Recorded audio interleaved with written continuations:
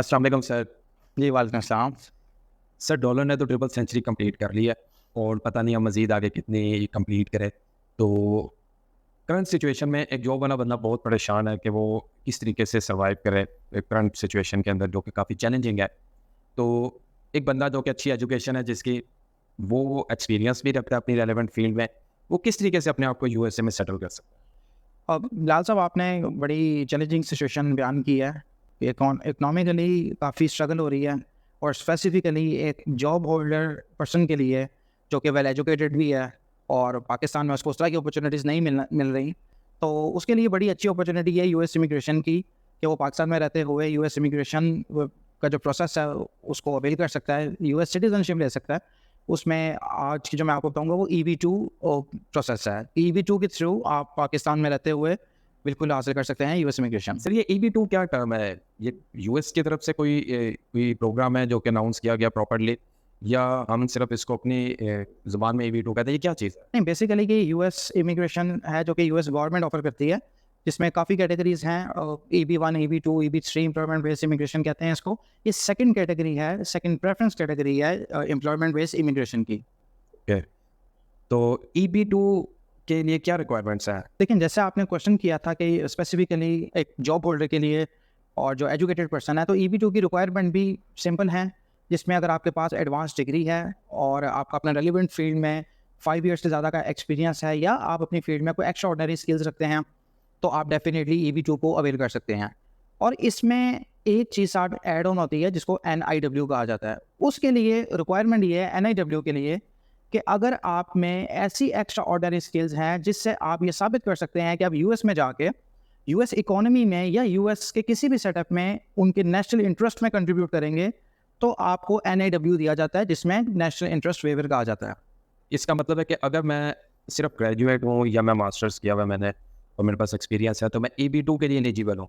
अब specifically EB2 और EB2 NIW, अक्सर देखा जाता है कि लोग इसको एक ही तरीके से लेके चल रहे होते हैं। EB2 NIW की टर्म ही नॉर्मली सब लोगों के पास से पता चलती है। बेसिकली हम EB2 और EB2 NIW को कैसे डिफरेंशिएट कर सकते हैं? देखिए, बड़ा ये आपने ना एक इम्पोर्टेंट क्वेश्चन यहाँ पे उठाया है कि EB2 क्या है और EB2 NIW क्या है। EB जो प्रोग्राम है वो एम्प्लॉयमेंट बेस्ड इमिग्रेशन है, सेकंड प्रेफरेंस कैटेगरी। इसकी मेन रिक्वायरमेंट मैंने आपको बता दिया, आपके पास एडवांस डिग्री हो, आपका रेलिवेंट फील्ड में एक्सपीरियंस हो, आपके पास एक्स्ट्रा ऑर्डिनरी स्किल हो, तो आप EB2 को अवेल कर सकते हैं। अब EB2 में रिक्वायरमेंट जो इसके अलावा आती है वो ये कि आपको वैलिड स्पॉन्सरशिप चाहिए यूएस कंपनी की तरफ से।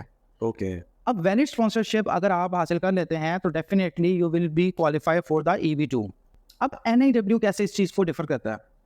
EB2 NIW में अगर आपके पास एक्स्ट्रा ऑर्डिनरी स्किल है और आपके पास एडवांस डिग्री है और आप ये समझते हैं कि आपकी एम्प्लॉयमेंट यूएसए के नेशनल इंटरेस्ट में ऐड ऑन करेगी, आप अपनी स्किल से यूएसए में उनकी इकोनॉमी में, उनके सोशल सेटअप में या उनके साइंस की टेक्नोलॉजी में, इंडस्ट्री में, किसी भी किस्म की इंडस्ट्री में अगर आप कंट्रीब्यूट करेंगे और उनके नेशनल इंटरेस्ट के लिए ये चीज़ फ्रूटफुल होगी, तो डेफिनेटली आपको NIW अवेल करके इमिग्रेशन मिलेगी।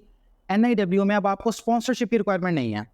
मतलब कि बंदा इतनी एक्स्ट्रा एबिलिटीज़ रखता है, एक्स्ट्राऑर्डिनरी एबिलिटीज़, और वो इतना पोटेंशियल रखता है कि वो अगर यूएसए में जाता है, किसी कंपनी में जॉब, अगर अपनी जॉब के लिए CV प्रेजेंट कर रहे हैं तो उसको प्रेफर कर लें, या अगर वो कोई अपना स्टार्टअप बिल्ड करता है वहाँ पे, तो वो इतना प्रोडक्टिव हो कि यूएसए उसको, यानी कि हर दफ़ा वो उसको एक्सेप्ट करे।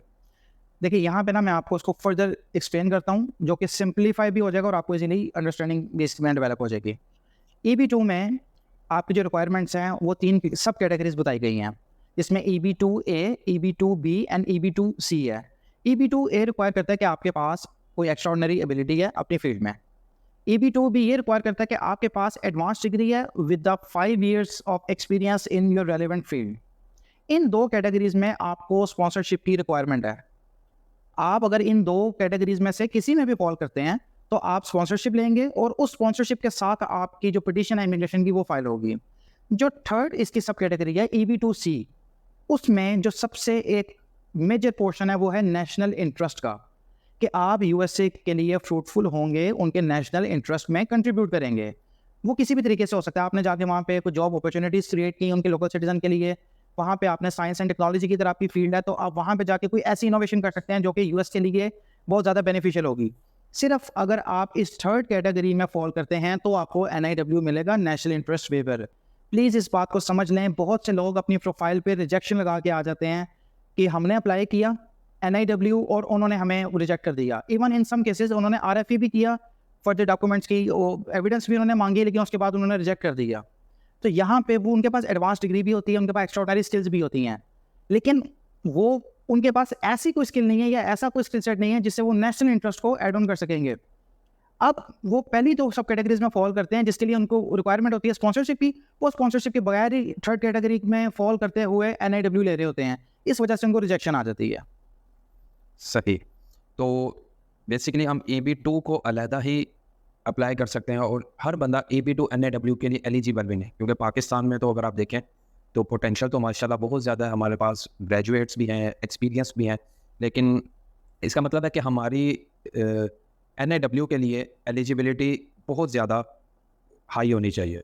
एग्जैक्टली आपका जो 90% एप्लीकेंट्स हैं पाकिस्तान से वो फॉल करते हैं EB2 में, लेकिन NIW के बगैर। उनके पास, जैसे मैंने पहले बताया, स्किल सेट भी बहुत अच्छा है, उनके पास एबिलिटीज़ भी हैं और उनके पास एडवांस डिग्री भी है, वो NIW अवेल नहीं कर सकते। और प्लीज़ मैं नए एप्लीकेंट्स को जो कि NIW की तरफ मूव हो रहे हैं या उनका प्लान है NIW को अवेल करने का, तो पहले वो ये बात समझ लें कि अगर आपके पास डिग्री भी है, एक्सपीरियंस भी है, तो वो सिर्फ EB2 को सेपरेटली फाइल करें विद द एम्प्लॉयमेंट सर्टिफिकेट, जो कि उनको स्पॉन्सरशिप की रिक्वायरमेंट है। अगर उसके बगैर वो डायरेक्टली NIW में जाएंगे तो वो अनफॉर्चुनेटली उनको डायरेक्टली रिजेक्शन ही आएगी। और सर अगर किसी एक बंदे ने, जैसे आप बता रहे हैं, अक्सर हम देखते हैं क्यूरीज अपने पास मुख्तलिफ फॉरम्स पे आती हैं, EB2 NIW अप्लाई किया और वो रिजेक्ट हो गया, बेशक वो RFE के बाद हो या उससे पहले हो, तो क्या वो बंदा दोबारा EB2 के लिए, सिर्फ EB2 के लिए भी अप्लाई कर सकता है इमिग्रेशन? देखिए लॉ में ना इसकी कोई रिस्ट्रिक्शन नहीं है कि आप फर्दर अपनी पिटिशन फाइल करें। एक पिटिशन अगर आपकी रिजेक्ट हुई तो आपने उसको दूसरी पिटिशन में अप्लाई कर दिया, लेकिन हम ये रिकमेंड करते हैं कि आप फर्स्ट अपना केस सही तरीके से खुद समझें।